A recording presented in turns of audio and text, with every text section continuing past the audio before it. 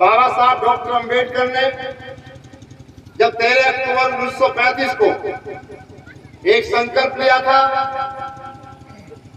यहाँ की व्यवस्था को देखते हुए कि मैं जिस धर्म में मुझे लादा गया, मैं पैदा हुआ हूँ, लेकिन मैं मरूंगा नहीं। यदि साक्षात ईश्वर नाम की भी कोई चीज है, यदि वो भी मुझे कह के आए, तो भी मैं अपने संकल्प को नहीं बदलूंगा।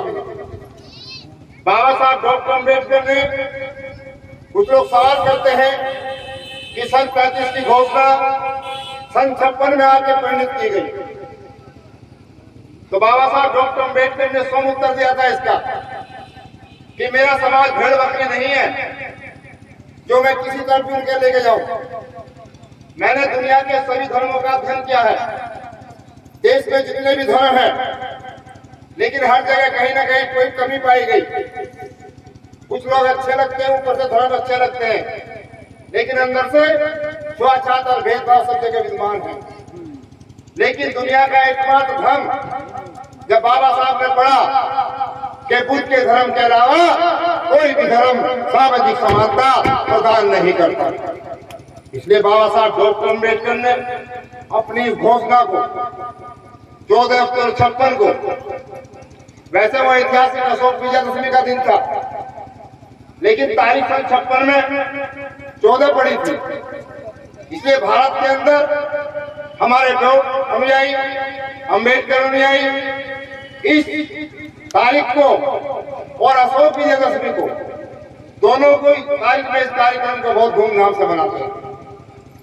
इसलिए निर्णय लिया गया बाद में, यदि 14 तारीख पहले पड़े और अशोक विजयदशमी बाद में पड़े, तो कार्यक्रम 14 तारीख से लेकर अब 24 तारीख का है, 24 तारीख तक लगातार चलते रहने चाहिए।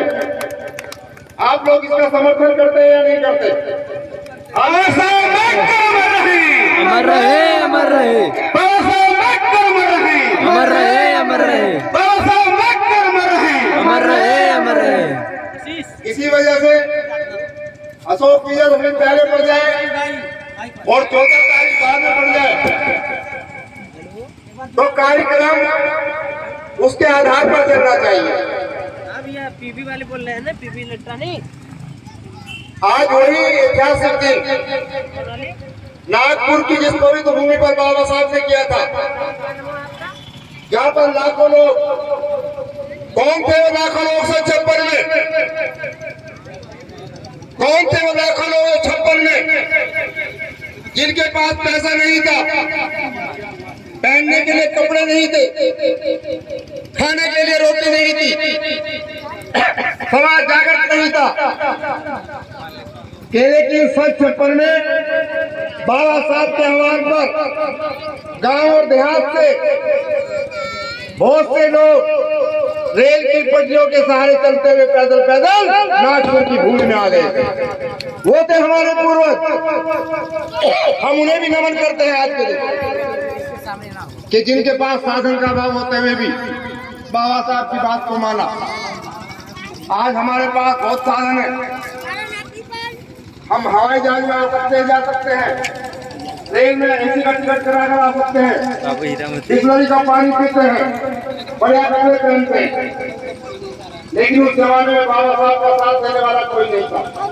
फिर भी बाबा साहब डॉक्टर अंबेडकर ने अपने आह्वान पर, जो रिकॉर्डिंग है दुनिया में, सम्राट अशोक के बाद यदि कितने बड़े रूप में सामूहिक बौद्ध की दीक्षा दी हो, तो बाबा साहब का नंबर उसके बाद आता है। तो आज सम्राट अशोक जी को भी से नमन किया जाता है। क्षमता सैन की तरफ से हम लोग आए हैं, आपके बीच में आपके बुलाव पर आए हैं। रक्तदान शिविर चल रहा है, रक्तदान शिविर में आने वाले भाई बहन मुसीबत में साथ छोड़ सकते हैं, लेकिन जो विचार से जुड़ा हुआ व्यक्ति है वो कभी भी साथ नहीं छोड़ सकता। सभा में जितने लोग बैठे, मुझे जरा बताइए कि जो बाबा साहब का दीक्षा भूमि है, मंच पर भी इतने लोग बैठे हैं, सामने भी हाथ उठाकर बताइए कितने कितने लोग उस दीक्षा भूमि के दर्शन करने गए अब तक, हाथ उठाइए।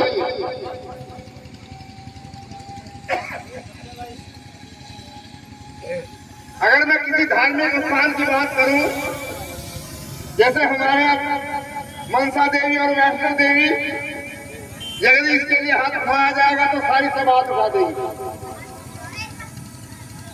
आज इतना 67 साल होने के बाद भी 4-6 हाथ उठे हैं और आज तक आपने उस भूमि के दर्शन नहीं किए जहां पर हमारा मुक्ति का दिवस तय हुआ था। तो आज आप संकल्प करके जाइए कि अगली बार यदि फिर दोबारा से सम्मेलन होगा और संता सहित को बुलाया जाएगा तो पंडाल में सबके हाथ उठने चाहिए।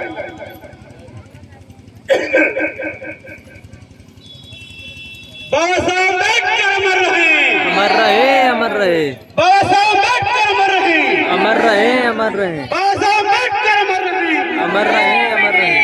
बाबा साहब अम्बेडकर अमर रहे, अमर रहे, अमर रहे। महान सम्राट अशोक अमर रहे, अमर रहे, अमर रहे। महान सम्राट अशोक अमर रहे, अमर रहे, महान सम्राट अशोक अमर रहे, अमर रहे, अमर रहे। भगवान बुद्ध की करुणा हो, करुणा हो, करुणा हो। भगवान बुद्ध की करुणा हो। चलिए तो आज मैं सीधे आपको यहाँ से, क्योंकि यहाँ चमत्कार बहुत होते हैं भारत के अंदर, तो मैं आप चमत्कार करके